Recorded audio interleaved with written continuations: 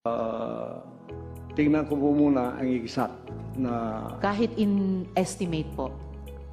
more or less po, including mga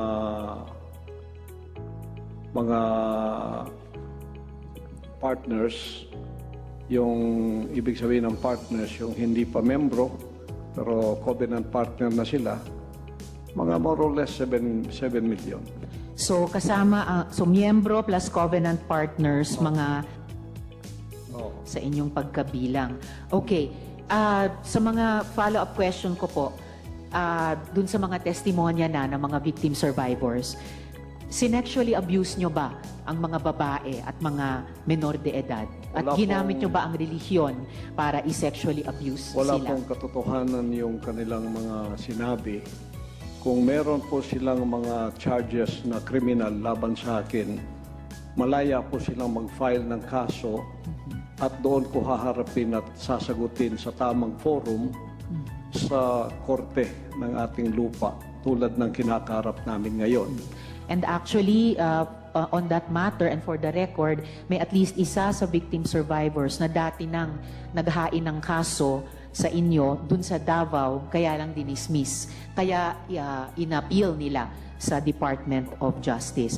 Iyon naman pong mga testimonya ni na Ms. Valdewesa at ni Julia, tinatanggi nyo ba ang mga testimonyang iyon? Tinatanggi ko po, wala pong mga katotohanan yung kanilang mga sinasabi, kundi sa aking paningin ay kabaligtaran. Ngunit hinahamon ko po silang mag-file ng kaso sapagkat ito ay mga kriminal na mga allegations. At ito ay para maging fair, ay maghain po sila ng mag-file sila ng kaso laban sa akin o kanino mang kanilang gustong mag-file laban sa mga kingdom na leaders or members because we are under the law of the Republic. Tulad po kay Masayon, yung kanyang sinabi. Pastor, i-interrupt ko muna kayo doon dahil Oo. tinatanong ko muna yung mga Yes. testimonya ni na Ms. Valdewesa at ni Julia. Sorry po. Pinalimos niyo po ba yung mga bata para i-sustain ang operasyon ng KOJC at Wala. para tustusan ang inyong Wala lifestyle? po kaming mga palisiya na magpalimos ang bata. Kung Pero magpalim- walang polisiya man, pinalimos niyo ba sila? Hindi po. Wala pong katotohanan yun. Okay. Eh yung mga adults po, Ganun din po. pinalimos nyo ba sila or pinayagan nyo ba silang maglimos para sa operasyon Hindi po. at lifestyle Wala pong ng KOJC? polisiyang ganon ang kingdom na magpalimos. Wala mang polisiya pero pinalimos nyo ba sila, Hindi yung po. mga adults? Hindi po. Wala pong katotohanan yun. Alright. Pinayagan nyo ba yung pang-aabuso at pag-torture sa mga miyembro nyo? Hindi Halimbawa yung parusang dry fast. Hindi rin po polisiya ng kingdom ang batas ng pagparusa ng tao ay ipapasting para mamatay. Napansin ko po, lagi kayong nagre-refer sa polisiya, pero ang tinatanong ko po ay yung practice. Practice. So, pinaabuso nyo ba, pinatotorture nyo ba yung mga miyembro nyo? Pinapa-dry fast nyo ba sila? Sa freedom of religion po natin, meron tayong separation of church and state. At tulad ng sinabi ko, yung fasting ay voluntary kung tatanggapin mo. Hindi po ipinipilit. Alright. Kayo ba yung nakaisip nung modus na piliting magpakasal yung mga miyembro nyo na hindi naman magkarelasyon para manatili sila sa ibang bansa? Sino pong nakaisip nun, nung modus na yon? Because this is under the investigation already, I invoke my right to remain silent on this issue. Alright. Quickly lang po kay Ate Gingging, yung dry fast po ba, voluntary ba ito? No, for sure. No. Alright. Salamat It po. was an instruction. Instruction. So, hindi siya voluntaryo, instruction or utos siya. Alright. Salamat po. Mr. Kibuloy, boses nyo ba yung nasa audio file kanina, yung binabantaan mo yung si Stephanie o si Pane? Kailangan po i-authenticate kasi ngayon malakas ang AI. Hindi natin- So pero boses nyo ba yon? Yung nagbabanta kay Pane o kay Stephanie? It appears na parang boses ko. Pero Alright. hindi ko po ma-authenticate kasi ngayong panahon na to, malakas ang AI. At sino po si Stephanie Ibarra? Sino po si Pane? Isa po sa mga manggagawa. Manggagawa. Ano po yung relationship o relasyon nyo kay Pane o Stephanie Ibarra? Isa pong manggagawa.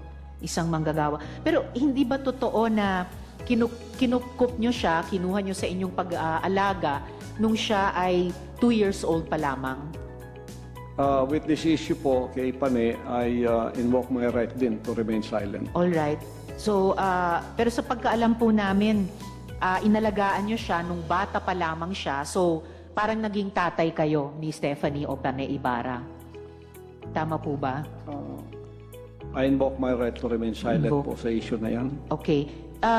Kasi sa audio file naman po, sa kabila nung sa pagkaalam ay kinupkup nyo siya nung 2 years old pa lamang, bata pa lang siya, na parang naging tatay kayo niya.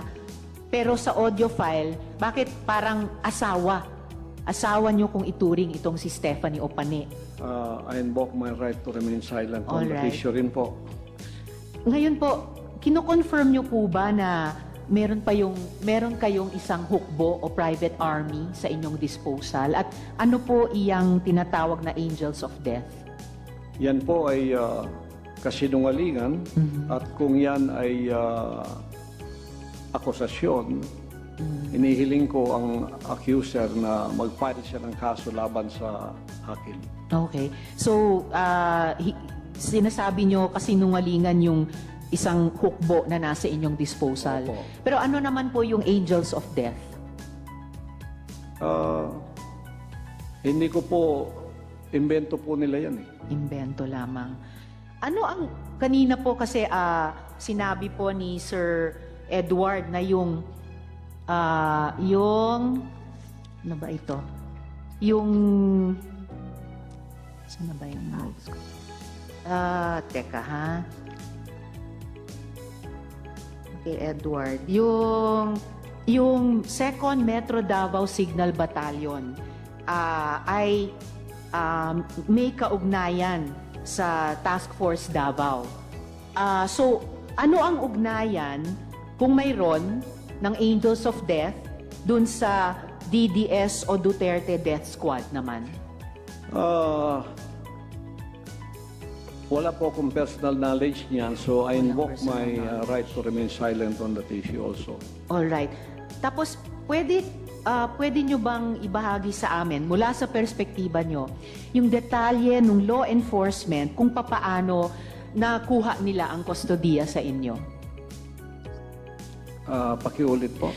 Mula sa inyong pananaw at karanasan, paano pong nakustodiya kayo sa kamay ng gobyerno, ng ating law enforcement With agencies? that issue po, I also invoke my right to remain silent.